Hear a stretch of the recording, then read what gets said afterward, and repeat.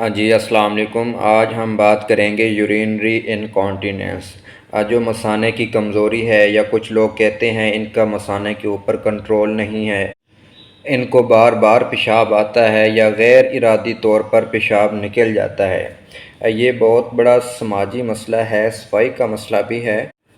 لوگوں کا اس سے وضو ٹوٹ جاتا ہے، کپڑے خراب ہو جاتے ہیں، اور ساتھ ساتھ اس سے بڑی بے چینی ہوتی رہتی ہے۔ دنیا میں اس سے لاکھوں لوگ متاثر ہیں۔ تو دیکھیں، اس میں شرمندہ ہونے کی کوئی بات نہیں، اس کا علاج ممکن ہے۔ تو اگر آپ کو سٹریس انکانٹیننس ہے، سٹریس انکانٹیننس کا مطلب ہوتا ہے جب بندے کو کھانسی آتی ہے، یا بندہ چھینکتا ہے، یا ہنستا ہے، یا زیادہ وزن اٹھاتا ہے، تو اس وقت مثانے کے اوپر دباؤ پڑتا ہے، پریشر پڑتا ہے، جس سے پیشاب کے چند قطرے نکل جاتے ہیں۔ تو اس کنڈیشن کو سٹریس انکانٹیننس کہتے ہیں۔ اور اس کی دوسری قسم ہے ارجنسی، یا ارجن انکانٹیننس بھی کہتے ہیں۔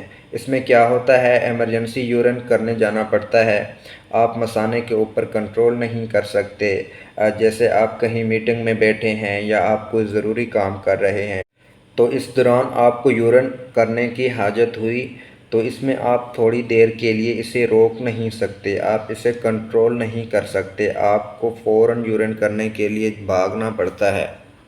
یا کئی دفعہ ایسا بھی ہوتا ہے کہ جاتے جاتے غیر ارادی طور پر چند قطرے نکل بھی جاتے ہیں، آپ کے کپڑے خراب ہو جاتے ہیں۔ تو ایسی حالت کو، ایسی کنڈیشن کو ایمرجنسی یا ارجن انکانٹیننس کہتے ہیں۔ تو اس میں مثانہ کمزور ہونے کی ایک اور قسم بھی ہوتی ہے، وہ ہے اوور فلوئنگ کانٹیننس۔ اگر مثانہ کسی وجہ سے کمزور ہے، جس کی زیادہ تر وجہ یہ ہوتی ہے، اگر کسی کو کرونک ڈائبٹیز ہے، شوگر کی پرانی بیماری ہے، تو وہ آپ کے نروس سسٹم کو کمزور کر دیتی ہے، جسے نیوروپیتھی کہتے ہیں۔ تو اس میں آہستہ آہستہ پیشاب آئی جاتا ہے، آپ کو فیل ہی نہیں ہوتا، آپ کا مثانہ بھر جاتا ہے۔ اس میں جب مثانہ بھر جاتا ہے تو یورین کے قطرے نکلنا شروع ہو جاتے ہیں۔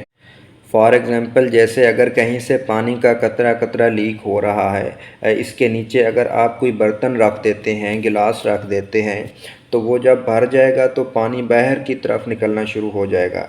سیم اسی طرح اوور فلوئنگ بلیڈر میں بھی یہی کنڈیشن ہوتی ہے۔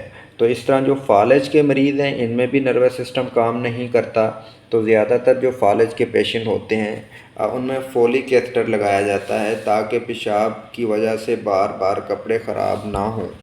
تو اسی طرح ایک اور اوور ایکٹیو بلیڈر ہوتا ہے۔ اوور ایکٹیو بلیڈر میں کیا ہوتا ہے، آپ کو تھوڑا سا یورین آتا ہے تو آپ بھاگتے ہیں باتھ روم کی طرف، آپ اس کو کنٹرول نہیں کر سکتے۔ جیسا کہ آپ نے ایک گلاس پانی پیا تو آپ کو فوراً یورین آ گیا، یا آپ نے کوئی ٹھنڈی چیز یا ٹھنڈے مشروبات کا استعمال کیا تو اس سے بھی آپ کو فوراً یورین آ جاتا ہے۔ تو اس کنڈیشن کو اوور ایکٹیو بلیڈر کہتے ہیں، یعنی مثانے کا ضرورت سے زیادہ متحرک ہو جانا۔ تو یہ تو تھی مثانہ کمزور ہونے یا متحرک ہونے کی علامات اور اس کی اقسام۔ اب دیکھیں گے اس کی وجوہات کیا ہیں، کس وجہ سے یورین بار بار آتا ہے، اب مثانے پر کنٹرول کیوں نہیں رہتا۔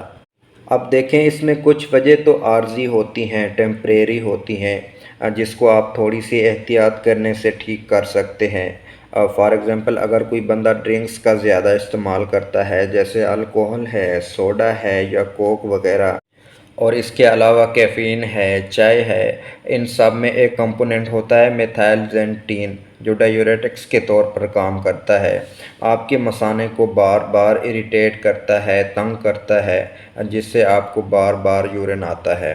یا کئی دفعہ ایسا بھی ہوتا ہے، ڈاکٹر نے آپ کو ڈائیوریٹکس میڈیسن ایڈوائز کی ہوتی ہے، آپ وہ لے رہے ہوتے ہیں، جس کی آپ کو اس وقت ضرورت نہیں ہوتی، تو اس سے بھی آپ کو بار بار یورین آ سکتا ہے۔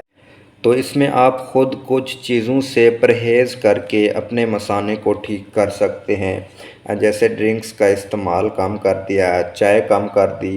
تو ان چھوٹی چھوٹی چیزوں سے احتیاط کی جائے تو آپ کا مثانہ ٹھیک ہو سکتا ہے۔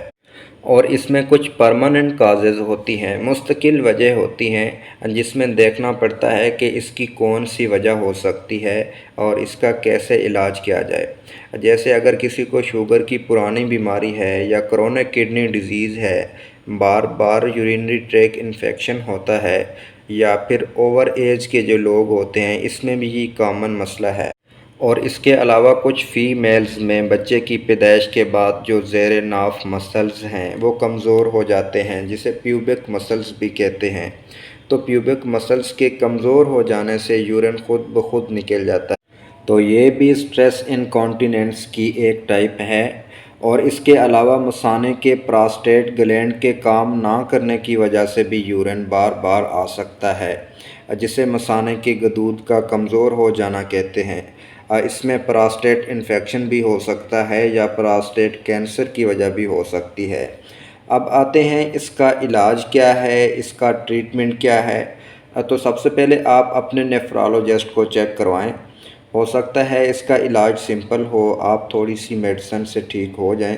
اس میں جو اسٹریس انکانٹیننس کے پیشنٹ ہوتے ہیں ان میں مثانے کو ٹرین کرنے یا عورتوں میں پیوبک مسلز کو ایکٹیو کرنے کے لیے کچھ ایکسرسائز کرنی ہوتی ہیں، جس سے آپ کے مسلز مضبوط ہوتے ہیں۔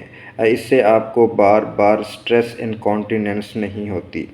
تو اس میں میڈیسن کے علاوہ کچھ مریضوں میں سرجری بھی کرنی پڑ سکتی ہے، جیسے اگر ان کا مثانے کا غدود بڑا ہو گیا ہے یا مثانے میں پتھری وغیرہ ہے، جب تک اس کو آپریٹ کر کے نکالیں گے نہیں تو تب تک وہ ٹھیک نہیں ہوگی۔ تو اس میں جو آپ نے احتیاط کرنی ہے، اس میں سب سے پہلے آپ پانی کا کم استعمال کریں۔ ضرورت سے زیادہ پانی پئیں گے تو آپ کو بار بار یورین آئے گا۔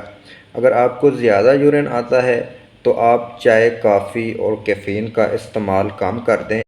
تو اگر آپ کو تھوڑا سا یورین آتا ہے تو بھاگ کر نہ جائیں، چلیں جی یورین کر کے آتے ہیں۔ اس کو تھوڑا روک کر رکھیں، اس سے آپ کا مثانہ مضبوط ہوتا ہے، ٹرینڈ ہوتا ہے۔ پیشاب کو بلا وجہ ضرورت سے زیادہ روک کے رکھنے کا بھی فائدہ نہیں ہے، اس سے نقصان ہو سکتا ہے۔ اور اس کے علاوہ جو ہیلدی ڈائٹ ہیں ان کا استعمال کریں، خوراک میں پھل اور سبزیاں زیادہ سے زیادہ کھائیں، زیادہ سے زیادہ ایکسرسائز کریں۔ اگر آپ کو پیشاب کے لیے رات کو بار بار اٹھنا پڑتا ہے تو سوتے وقت پانی کم پئیں۔ اور اس کے علاوہ اسموکنگ، سگریٹ نوشی کرتے ہیں تو اس بیڈ ہیبٹ کو چھوڑ دیں۔ اسی طرح ڈرنکس ہیں جن میں زیادہ ایسیڈیٹی ہوتی ہے، جیسے سوڈا ہے، کوک ہے، انرجی ڈرنکس ہیں، ان کا بھی استعمال کم سے کم کریں۔ اور آخر میں آپ اپنا ہیلدی لائف سٹائل اپنائیں، خوراک میں فروٹ اور ویجیٹیبل ایڈ کریں، ایکسرسائز کرنے کی عادت اپنائیں، اور پھر ٹائملی ڈاکٹر سے پراپر چیک اپ کروائیں تاکہ اس سے زیادہ پرابلم کریٹ نہ ہوں۔ Thank you.